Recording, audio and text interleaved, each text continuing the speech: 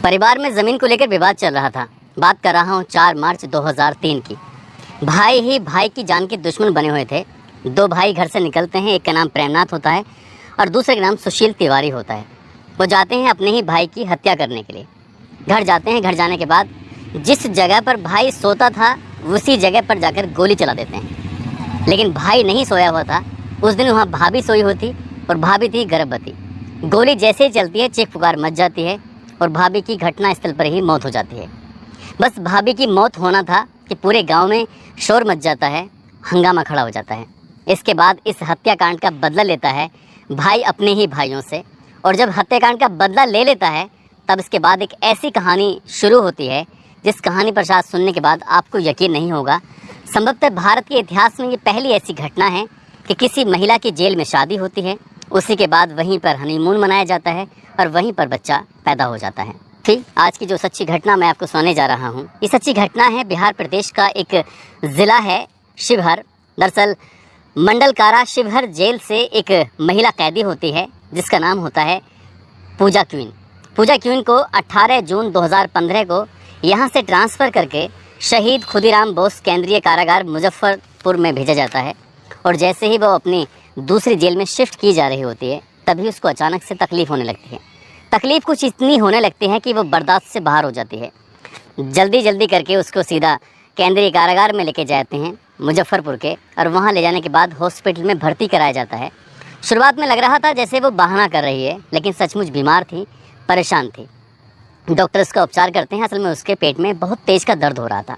Doctor जब उसका checkup करते हैं तो पता चलता है कि वो 3 महीने की प्रेग्नेंट है। और जैसे ही 3 महीने की प्रेग्नेंट के बारे में पता चलता है तो डॉक्टर उसको बधाई देता है, मुबारकबाद देता है, कहता है कि आपको बहुत बहुत मुबारक, आप माँ बनने वाली हैं। इतनी बात सुनने के बाद वो तो खुश हो जाती है, लेकिन बाकी लोगों के होश फाख्ता हो जाते हैं। दरअसल ये महिला लगभग 21 महीने से सलाखों के पीछे थी, और 21 महीने से सलाखों के पीछे होने के बावजूद भी ये महिला 3 महीने की प्रेग्नेंट कैसे हो सकती है, यही एक सवाल था। और ये बात फिर बिहार के शासन तक पहुंचती है, बिहार के उच्च अधिकारियों तक पहुंचती है। और जब शासन तक बात पहुंचती है तो वहां से स्पष्टीकरण मांगा जाता है शिवहर जेल प्रशासन से, जिसमें प्रभारी होते हैं जेल अधीक्षक मोहम्मद इबतुल्ला, जेलर राजेश कुमार, क्लर्क इंद्र सेन, महेंद्र रविदास और राजेश कुमार। 5 ऑफिसर होते हैं। इनको नोटिस दिया जाता है, स्पष्टीकरण मांगा जाता है कि एक महिला 21 महीने से जेल में बंद है, वो आखिरकार प्रेग्नेंट कैसे हो सकते हैं, वो भी 3 महीने की। अब इनसे जब स्पष्टीकरण मांगा जाता है तो ये अपना स्पष्टीकरण का सही जवाब दे नहीं पा रहे थे, और जब जवाब देने में असमर्थ हो जाते हैं तभी इन्हें निलंबित कर दिया जाता है। और यहाँ पर एक कहानी जो जन्मी थी, आखिरकार ये पूजा क्वीन है कौन, इसी के बारे में हर किसी की ज़ुबान पर एक सवाल पैदा हो जाता है। दरअसल पूजा क्वीन के बारे में अगर हम बात करें तो ये मुजफ्फरपुर ज़िले का एक सकरा गाँव लगता है। ये वहाँ की रहने वाली होती है, बहुत ही गरीब परिवार की लड़की होती है। परिवार के लोग इसको पॉलिटेक्निक का कोर्स कराने के लिए अपने गांव से भेजते हैं सीधे पटना, और जब पटना में पढ़ने के लिए जाते हैं, देखने में बहुत ही सुंदर होती है और पढ़ने में भी होशियार होती है। लेकिन वहां पर उसकी मुलाकात होती है कैलाश फौजी नाम के एक लड़के से।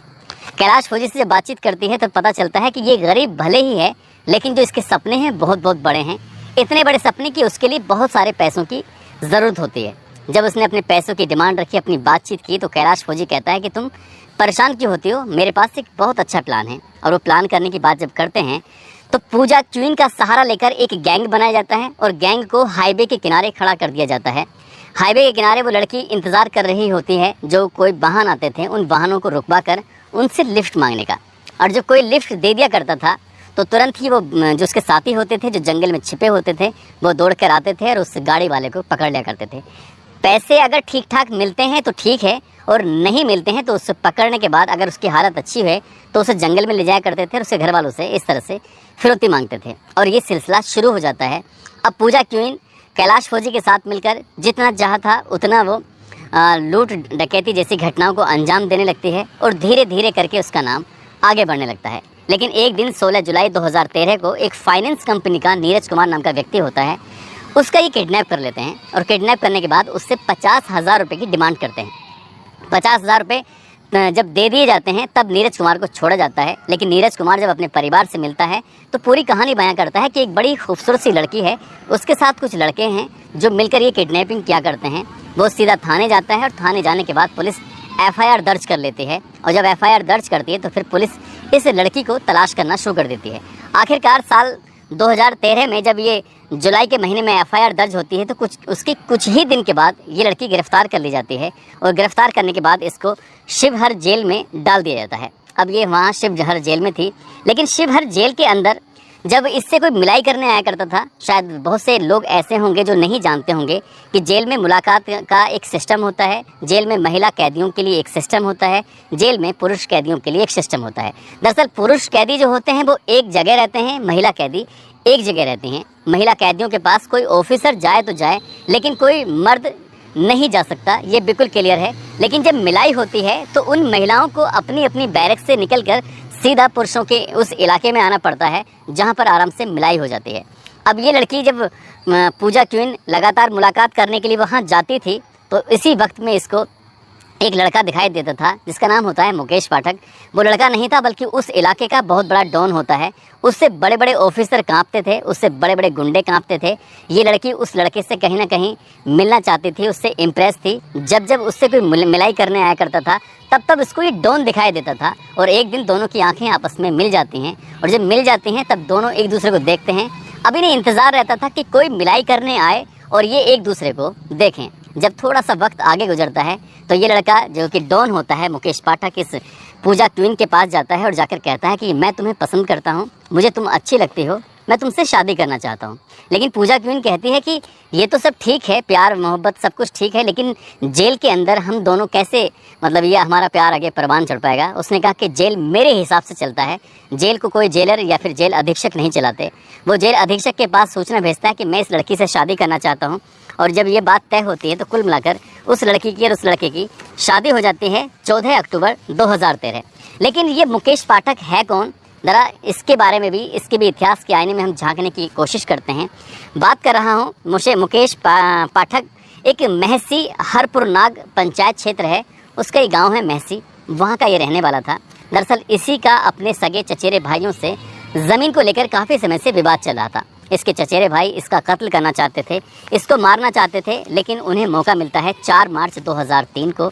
जिस दिन इसको मारने के लिए आए थे इसके चचेरे भाई, जिसका नाम सुशील और दूसरा प्रेमनाथ पाठक होता है, उस दिन वो अपनी चारपाई पर नहीं सोया था, जबकि उसकी चारपाई पर उसकी बीवी सलोनी सोई हुई थी। और वो गोली सलोनी को जाकर लग जाती है, और जैसे ही गोली सलोनी को लगती है उसके बाद ये अपने इस हत्याकांड का बदला लेने की कोशिश करता है। और इसको मौका मिलता है 4 मार्च 2003 को इसकी पत्नी की हत्या होती है, और 8 मई 2003 को ये अपनी पत्नी की हत्या का बदला ले लेता है, यानी कि अपने चचेरे भाई प्रेमनाथ पाठक की ये गोली मारकर हत्या कर देता है। अब यहाँ से भाग जाता है अपना गाँव छोड़ के, लेकिन पुलिस इसको गिरफ्तार करने की लगातार कोशिश कर रही थी। आखिरकार पुलिस को 1 साल लग जाता है इसको ढूंढने में, तलाश करने में। और ये सीतामढ़ी एक ज़िला है, उसका डुमरा एक गाँव लगता है, वहाँ से इसको गिरफ्तार कर लिया जाता है साल 2004 में। कुछ साल ये जेल में रहता है, और जेल में रहने के बाद फिर ज़मानत के लिए अर्जी लगाता है, और ज़मानत के लिए अर्जी लगाने के बाद आखिरकार कुछ साल जेल में रहकर ये जेल से बाहर आता है। और जैसे ही जेल से बाहर आता है सीधा अपने गांव पहुंचता है, और गांव आने के बाद जो गांव की प्रधान थी, प्रधान का पति होता है चिन्नू ठाकुर, ये जाकर उसकी 10 दिसंबर 2010 को उसकी भी हत्या कर देता है। और जैसे इसकी हत्या होती है पूरे गाँव में बवाल मच जाता है। गांव वाले लोग इतने गुस्से में आ जाते हैं कि इस मुकेश पाठक के घर को आग लगा देते हैं, उसे फूंक देते हैं। लेकिन उस दिन इसकी किस्मत अच्छी थी, ये अपने घर पर मौजूद नहीं होता, बल्कि वहाँ से ये भाग जाता है। और जैसे ही भाग कर जाता है तो आखिरकार इसे कोई ना कोई ठिकाना चाहिए था, और इसे एक ठिकाना मिलता है। कुछ लोग नक्सली कमांडर के लिए काम करते थे, गौरी शंकर और संतोष झा, ये उसी से जाकर जुड़ जाता है। उससे जुड़ने के बाद उसके लिए काम करना शुरू कर देता है। अब लूट हो, हत्या हो, डकैती हो, इस तरह के काम करना हो, अब इसने मुकेश पाठक ने संतोष झा के साथ मिलकर ये सब कुछ करना शुरू कर देता है। लेकिन इसी बीच में गौरी शंकर और संतोष झा की आपस में बिगड़ जाते हैं। तभी संतोष झा के लिए काम करता है, संतोष झा को अपना गुरु मानता है, और उसके लिए लगातार काम कर रहा था। लेकिन कहते हैं कि पुलिस अगर अपनी सिप आ जाए तो किसी भी अपराधी को किसी भी कीमत पर छोड़ती नहीं है। संतोष झा और मुकेश पाठक को दोनों को 17 जनवरी 2012 को गिरफ्तार कर लिया जाता है, और गिरफ्तार करने के बाद इसी जेल में लाया जाता है, शिवहर जेल में, जो कि मंडल कारा में लगती है। और जब इस जेल में लाते हैं तो इस मुकेश पाठक से कोई ना कोई मुलाकात करने के लिए आता था, और उधर जो पूजा क्वीन होती है उससे मुलाकात करने के लिए आता था। और जैसे ये दोनों आपस में मुलाकात इनकी होती थी तो इन दोनों की आंखें मिल जाती हैं। शादी होती है और शादी होने के बाद फिर इन्हें जेल प्रशासन एकांतवास में रखता है, जहाँ पर कोई नहीं जा सकता, जहाँ पर कोई नहीं रह सकता। लेकिन ये दोनों पति पत्नी अब वहाँ रहते थे, एक दूसरे के साथ हनीमून मनाते थे। ज़िंदगी बड़ी अच्छे से चल रही थी, कोई नहीं जानता था कि आगे होने वाला क्या है। लेकिन कहते हैं कि किस्मत को तो जो मंजूर होता है वही होता है। और एक दिन अचानक से फरमान जारी होता है कि जो पूजा क्वीन है इसका शिवहर जेल से ट्रांसफ़र कर दिया जाता है शहीद खुदीराम बोस केंद्रीय कारागार मुजफ्फरपुर के लिए। और जैसे ट्रांसफ़र होता है तो पता चलता है कि ये 3 महीने की गर्भवती है। और जब इस घटनाक्रम का खुलासा होता है तो लोगों को बड़ा आश्चर्य था कि जेल के अंदर शादी भी हो जाती है, जेल के अंदर हनीमून भी बन जाता है और वो प्रेग्नेंट भी हो जाती है। लेकिन इसी बीच में अब इसकी मुश्किल बढ़ जाती हैं मुकेश पाठक की। लेकिन मुकेश पाठक 20 जुलाई 2015 को अपनी बीमारी का बहाना करता है और बहाना करने के बाद इसको हॉस्पिटल में भर्ती कराया जाता है। इसी बीच में इसकी पूरी की पूरी प्लानिंग थी। जो भी सिपाही इसकी देखरेख में लगे हुए थे, जो भी डॉक्टर इसकी देखरेख में लगे हुए थे, उन सभी को कुछ खाने का सामान दिलवाया जाता है। और जैसे वो सब सामान खाते हैं तुरंत ही वो बेहोश होकर ज़मीन पर गिर जाते हैं। और इसी बीच में मौका पाते ये जेल से भाग जाता है। और जब जेल से भाग जाता है उसके बाद फिर से अपनी लूट डकैती हत्याओं जैसी घटना को अंजाम देना शुरू कर देता है। 2016 में इसने 2 इंजीनियर को पकड़ा, उनसे रंगदारी करने के लिए उनकी हत्या कर देता है और इसका नाम बहुत तेज़ी के साथ सुर्खियों में आ जाता है। साथ ही जब मौका मिलता है तो ये अपनी टीम बनाता है और टीम के अंदर 10,000 रुपये कम से कम और अधिकतम 35,000 रुपये की तनख्वाह दिया करता था। अपनी टीम में जो लड़के होते थे उनके पास AK-47 जैसे हथियार भी होते थे और इसके खातों में करोड़ों रुपए की रकम इकट्ठी होनी शुरू हो जाती है। लेकिन एक दिन ये गिरफ्तार होता है 11 जुलाई 2016 को रांची के रामगढ़ से गिरफ्तार हो जाता है। साथ में जो इसका गुरु होता है संतोष झा, वो भी इसको पुलिस गिरफ्तार करती है। और गिरफ्तार करने के बाद ये वापस उसी जेल में लाकर रख दिया जाता है। लेकिन साल 2018 में जब ये कोर्ट में जा रहे थे तारीख पर, संतोष झा की कोई हत्या कर देता है और पता चलता है कि संतोष झा की हत्या करने वाला कोई और नहीं मुकेश पाठक ही है। फिलहाल इसकी जो पत्नी होती है पूजा क्वीन, एक प्यारी सी बेटी ने जन्म दिया था और इसकी ज़िंदगी अभी सलाखों में गुजर रही है। साथ ही जो उसकी पत्नी होती है दूसरी वाली, क्योंकि पहली पत्नी की तो हत्या हो चुकी थी, पूजा क्वीन भी आजकल सलाखों के पीछे ही है ऐसा बताया जाता है। और ये उम्र कैद की सज़ा काट रहा है। आगे भविष्य में ये दोनों मिल पाएंगे या नहीं मिल पाएंगे, लेकिन सलाखों के पीछे मिलकर उन्होंने शादी करना, उसके बाद हनीमून और बच्चा पैदा करना, ये अपना आप में एक बड़ी कहानी बन जाती है। दोस्तों, इस पूरे घटनाक्रम को सुनाने का उद्देश्य किसी को परेशान करना नहीं है, किसी का दिल दुखाना नहीं है, बल्कि आपको जागरूक करना है, आपको सचेत करना है। आप सब लोग अपना ख्याल रखें, सुरक्षित रहें। जय हिंद, जय भारत।